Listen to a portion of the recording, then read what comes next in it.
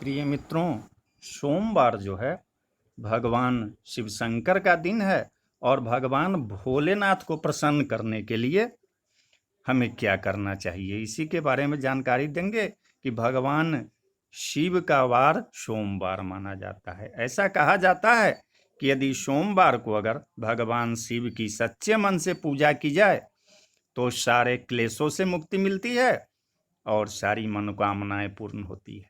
शिव सदा अपने भक्तों पर कृपा बरसाते हैं, इसलिए मान्यता है कि भगवान शिव को प्रसन्न करने के लिए सोमवार को सुबह उठकर स्नान करके भगवान शिव की आराधना करें। इस दिन भगवान शंकर के साथ माता पार्वती और नंदी को भी गंगा जल चढ़ाना चाहिए।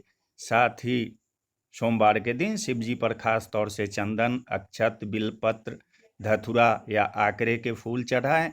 ये सभी चीजें भगवान शिव की प्रिय हैं। उन्हें चढ़ाने पर भोलेनाथ जल्दी प्रसन्न होकर अपनी कृपा बरसाते हैं। सोमवार के दिन भगवान शिव जी को घी, शक्कर, गेहूं के आटे से बने प्रसाद का भोग लगाना चाहिए। उसके बाद धूप दीप से आरती करनी चाहिए। प्रसाद को गुरुजनों, बुजुर्गों और परिवार मित्र सहित ग्रहण करना चाहिए। सोमवार के दिन महामृत्युंजय मंत्र का जाप कम से कम 108 बार अगर आप करेंगे तो भगवान शिव की विशेष कृपा आप पर प्राप्त होगी। सोमवार के दिन शिवलिंग पर गाय का कच्चा दूध चढ़ाने से भगवान भोलेनाथ की कृपा आप पर हमेशा बनी रहेगी। इसके अलावा भगवान के अन्य मंत्रों का भी स्मरण करने से भगवान की कृपा बरसती है। भगवान शिव का मंत्र ओम नमः शिवाय, ओम नमः शिवाय। भोले शंकर की पूजा में बहुत सी ऐसी चीजें अर्पित की जाती है जो अन्य किसी देवताओं को नहीं चढ़ाई जाती है, जैसे आक, बिल पत्र, भांग इत्यादि। इस तरह माना जाता है कि भोलेनाथ की पूजा में कई ऐसी चीज होते हैं जो आपकी पूजा का फल देने के बजाय आपको नुकसान पहुंचा सकती है। हल्दी हल्दी भोले बाबा को नहीं चढ़ाना चाहिए। हल्दी खान पान के साथ स्वाद तो बढ़ाती है, साथ ही उसमें बैक्टीरिया से भी लड़ने की क्षमता है, लेकिन शिव जी की पूजा में हल्दी नहीं चढ़ाई जाती है। हल्दी उपयोग मुख्य रूप से सौंदर्य प्रसाधन में किया जाता है। शास्त्र के अनुसार शिवलिंग पुरुषत्व का प्रतीक है, इसी वजह से महादेव को हल्दी नहीं चढ़ाई जाती है। फूल में शिव को कनेर और कमल के अलावा लाल रंग के फूल प्रिय नहीं। शिव को केतकी और केवरे के फूल चढ़ाने को निषेध माना गया है।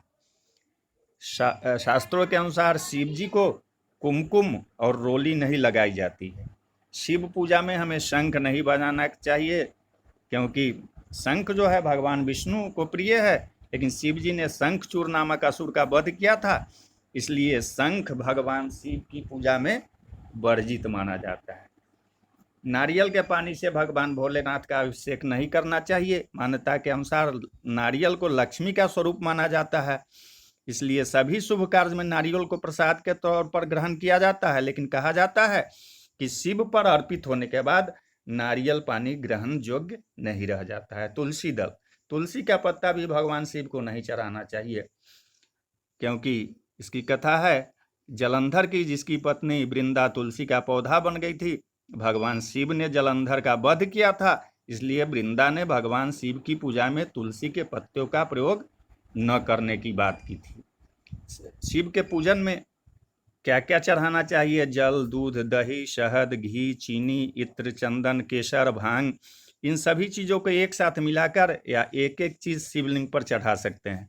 शिव पुराण में कहा गया है कि इन चीजों से शिवलिंग को स्नान करने पर सभी इच्छाएं पूरी होती है। मंत्रों का उच्चारण करते हुए शिवलिंग पर जल चढ़ाने से हमारा मन शांत रहता है, आचरण स्नेहमय हो रहता है। शहद चढ़ाने से हमारी वाणी में मिठास आती है।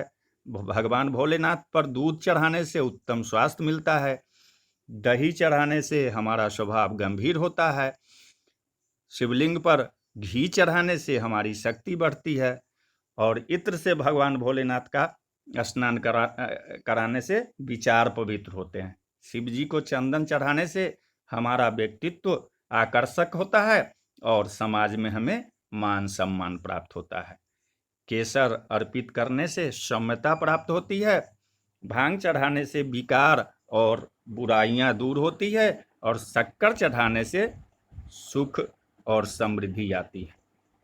जिस दिन सोमवार के दिन जब शिव पूजन आप करते हैं, उस दिन सुबह स्नान आदि नित्य कर्मों से निवृत्त होकर पवित्र होकर इसके बाद घर के मंदिर में ही या किसी शिव मंदिर में जाएं। मंदिर पहुंचकर भगवान शिव के साथ माता पार्वती और नंदी को गंगा जल या पवित्र जल अर्पित करें।